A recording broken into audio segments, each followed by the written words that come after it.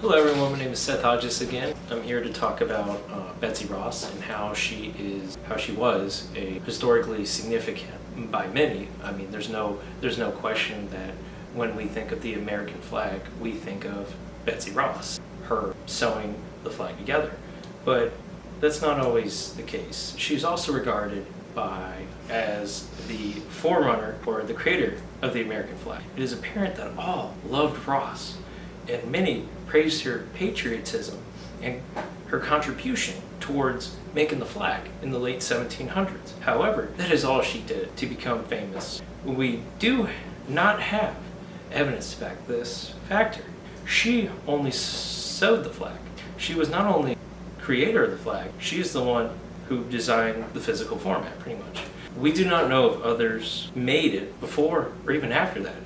Historian Mark Leibson, who writes about the myth of Betsy Ross as the original creator of the flag, he says this in an interview. He says, as far as the big question is concerned, did she make the first American flag? Every historical study has come to the same conclusion. There's no good historical evidence that she did, but that doesn't mean she didn't. There's simply a lack of documentation. Most historians believe the story, and other historians, millions of Americans, and even the Independence National Historic Park in Philadelphia, where Betsy Ross's house serves as a museum, support the fact that, quote, this is a quote by the National Historic Park in Philadelphia. They say Betsy Ross sewed the first American flag. When we view the flag, we think of liberty, freedom, pride, and Betsy Ross. The American flag flies on the moon, sits atop Mount Everest, is hurtling out in space. The flag is how America signs her name. It is no surprise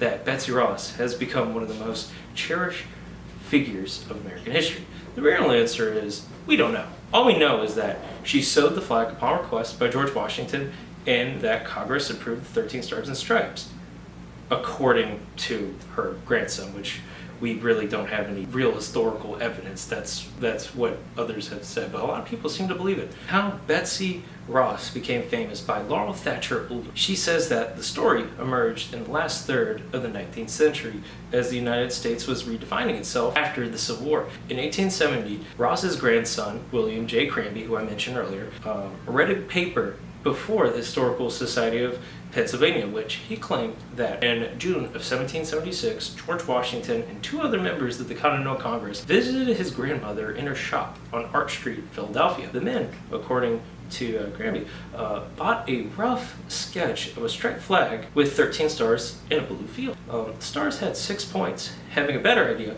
Ross folded a piece of paper into neat triangles and, with a single clip of the scissors, produced a 5-pointed star. Within days, she had completed the first American flag.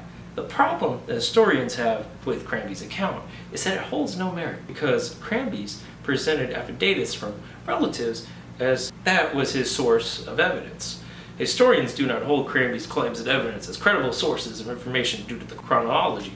Many historians refuted his claims. They claimed it as his accounts do not hold much at all, and therefore we still do not know that she is in fact the original creator. An educated historical guess is that she technically was not. The reason I say this is because many revolutionaries during that period in time were playing around with different flags and different ideas for them. They were not the flag she sewed, but it still was not the original due to other American flags being considered, and there had been quite a few prototypes. Whether she was the first to make the flag or not, there's no evidence to refute both positions. It is left up to one's interpretation as to whether or not Betsy Ross created the flag originally or not. Either her historical significance as a patriotic woman of the Revolution or mythological folklore, it is still apparent that her name comes to one's mind as we all remember those who sacrificed everything to secure our independence.